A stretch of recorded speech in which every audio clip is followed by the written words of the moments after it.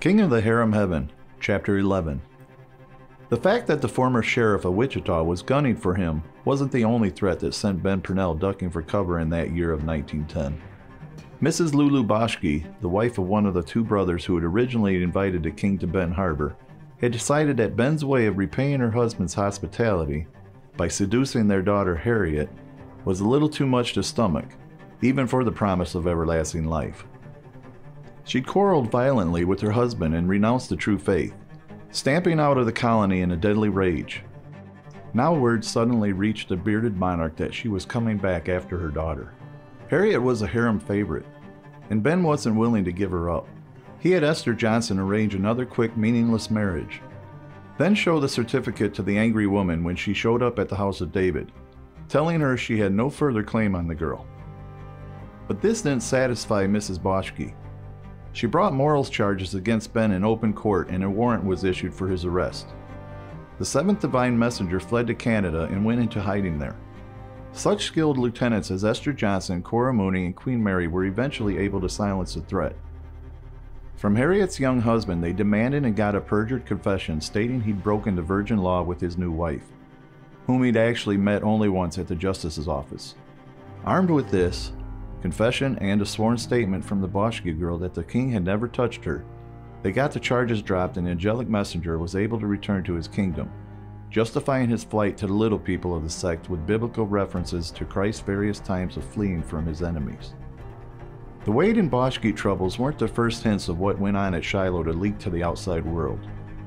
2 years earlier, in 1908, an Israelite man named Harry Williams had learned about the king's harem and had stormed out of the colony and incited the citizens of Benton Harbor to murderous fury, leading a lynch mob back to storm Shiloh. The police had stopped and dispersed the mob, but Ben had kept loaded revolvers scattered throughout his headquarters ever since. With the exception of a few pillars, he'd been unwilling to trust his subjects with the firearms. But he'd had a large locker of leaded clubs installed on the first floor of Jerusalem. Still, these were merely surface precautions, and Ben knew it. What he really needed, he realized, was the goodwill of the people of Benton Harbor. And as might be expected, the method he chose for winning that goodwill turned out to be a profitable one. The House of David had become something of a tourist attraction, with people coming regularly, often from a considerable distance, to see the community of long-haired bearded cultists. Ben had previously discouraged or ignored these intruders. Now, abruptly, he decided to welcome and entertain them. He put his subjects to work clearing the ground behind and beside the tabernacle, directly across the street from Shiloh and Jerusalem.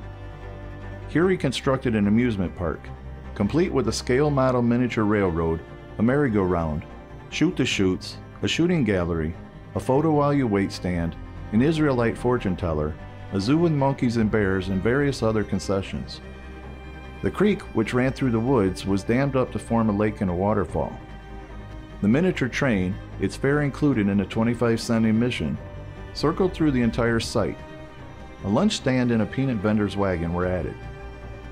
King Ben's Park was a success from the very day it opened. An excursion boat brought the summer tourists directly across the lake from Chicago, and a streetcar ran from the dock to the House of David.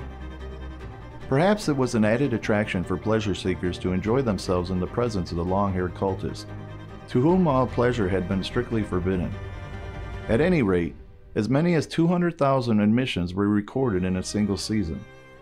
Since everything had been built and was operated by unpaid flying rollers, Ben Purnell made an unheard-of profit in this venture. Of course, since Sunday was the most lucrative day at any amusement park, it became necessary for the Israelites to give up observing the Sabbath. "Earthly days and nights have lost meaning in the eyes of the Lord now that the final hour is approaching," he assured his followers. "For us, Sunday is just another day.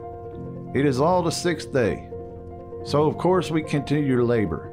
But very soon now the books will be sealed and the eternal seventh day will begin. Our time of rest and reward is very close at hand." King Ben was so eager not to lose a single admission fare that he let his park operate full blast even while he was holding his Sunday services and preaching his sermon. From all sides of the tabernacle, all through his recital of Israelite liturgy, would come the shouts and laughter of the outsiders, the music of the merry-go-round, and the shrill penetrating screech of the train whistle.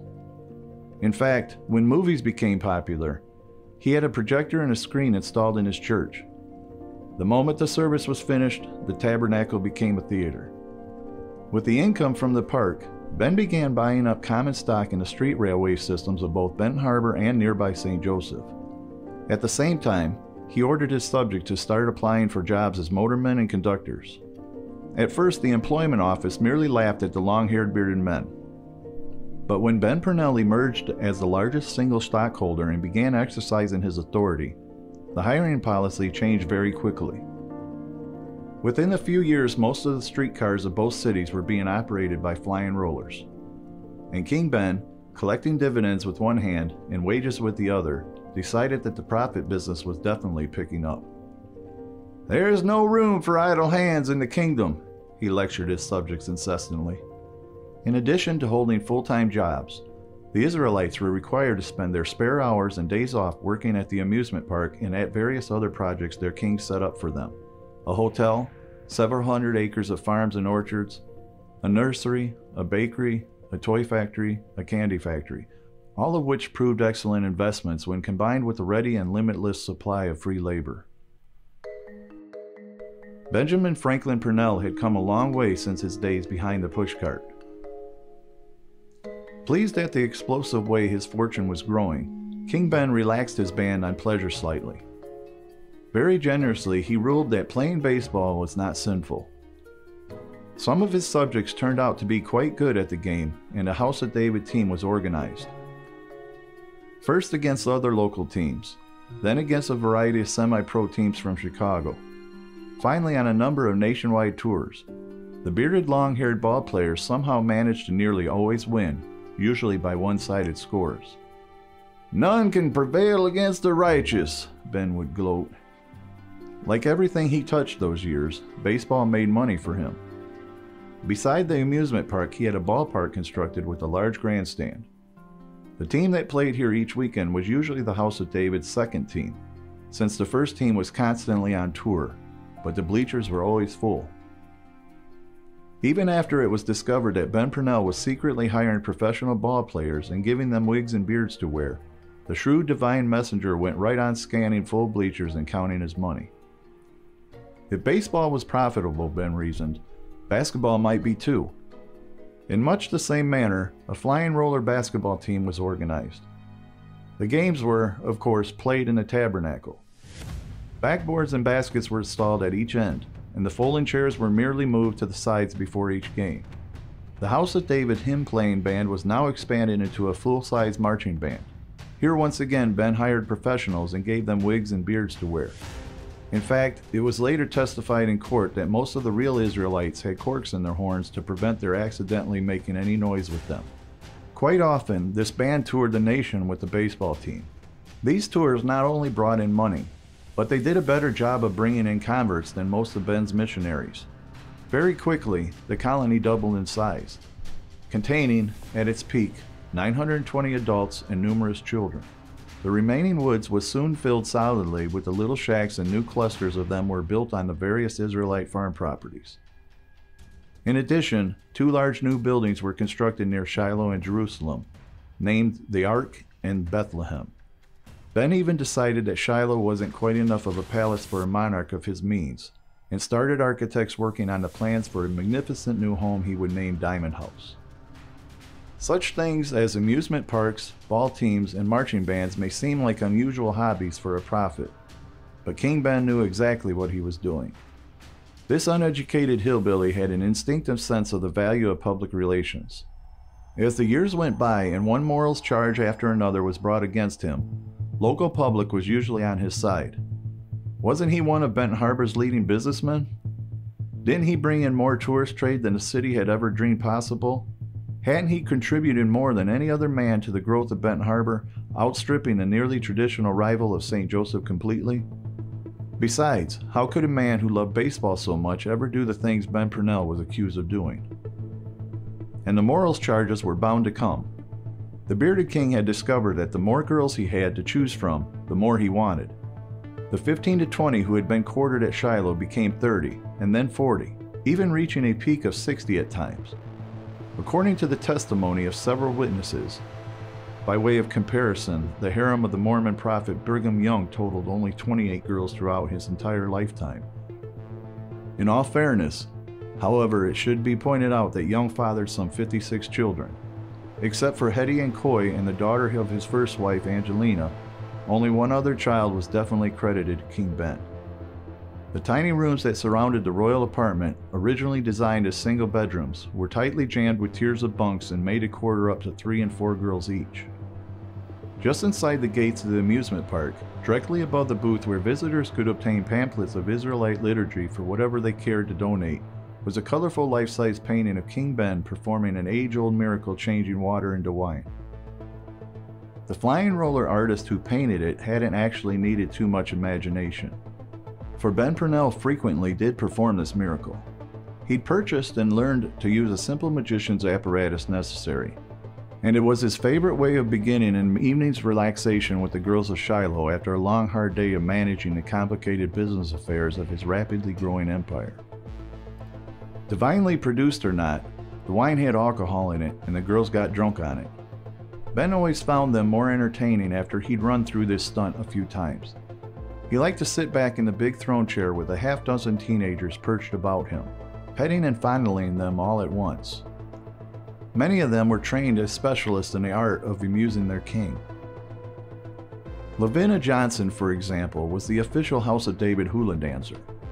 Ben bought her exotic costumes, paid for her dancing lessons, then used her not only for his own entertainment, but also in the amusement park, on camp meeting tours, and at such House of David exhibits as the one at the Chicago's World Fair. Sometimes, in the evenings, Ben read aloud from the newspapers to his crowd of harem girls. He read only the stories of murder and rape and other sensational crimes, lecturing the inner mystic circle constantly that the outside world was a cruel and vicious place, reminding them that he had many enemies, that if his enemies ever succeeded in destroying the seventh kingdom, they would all be left to suffer and starve in the sinful outside world.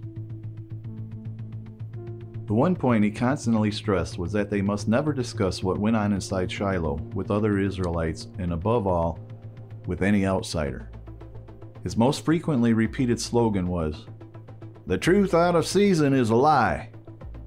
When King Ben finally felt like retiring, and the girls were sent to their rooms, no one knew just who'd be selected as his bed partner that night.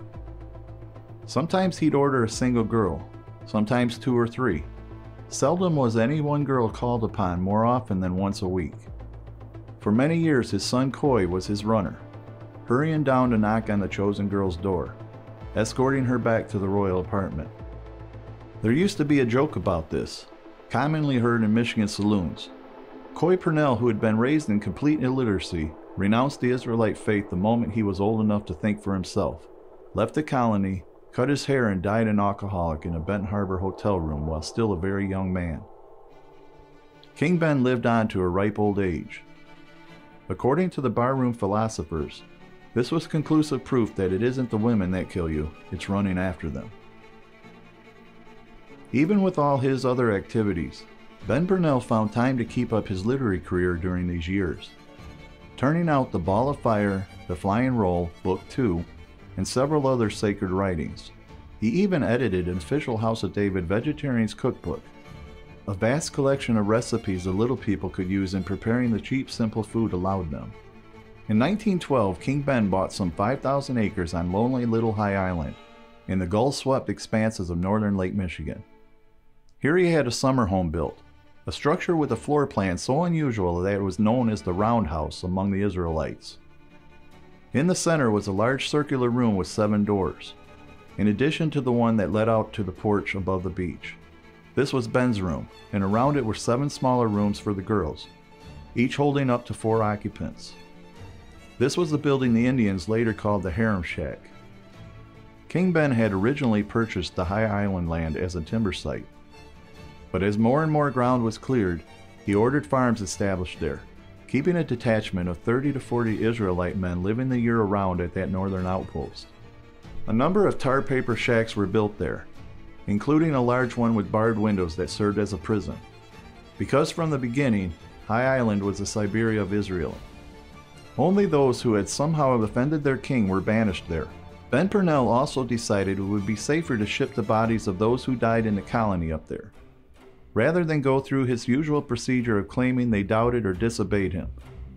A local squaw man named Harry Lewis was lured to dispose of them in unmarked graves on a far corner of the island. The winters there were severe. Deaths from starvation and exposure were frequent during the long months of blizzard and constant cold. On several occasions, exiled Israelites attempted to escape across the tricky, shifting ice of Lake Michigan and were never seen again. When World War I broke out in Europe, King Ben decided to stage a spectacular to draw crowds into his amusement park. In the House of David toy factory, he had scale models of an English and a German battleship constructed, each large enough to carry a single passenger, complete with controls and motor-driven propellers and little cannon that actually fired. Then he advertised in the Chicago papers for weeks in advance that on a coming Sunday, a realistic sea battle would be held on the artificial pond in the park. Even though the price of admission was raised that day, the biggest crowd the House of David had even seen showed up, jamming the shores of the pond solidly. It was a thrilling sight, the two battle wagons, perfect in every detail, blasting from every angle, attempting to outmaneuver each other. The cannon were loud and realistic, firing shells that actually exploded when they hit. The ships had been armored heavily enough so that the broadsides they exchanged could not actually penetrate the hulls.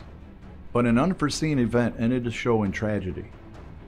One of the battleships rammed the other head-on, sinking it instantly and drowning the unfortunate Israelite trapped inside. "How do you feel about what happened today?" a newsman demanded of Ben Purnell afterward. "Do you think you were justified in risking and sacrificing the life of one of your own followers just to put on a show?" "Brother," King Ben told the reporter with a straight face, "if that man had really been living in the true faith, like he was supposed to, he couldn't possibly have died.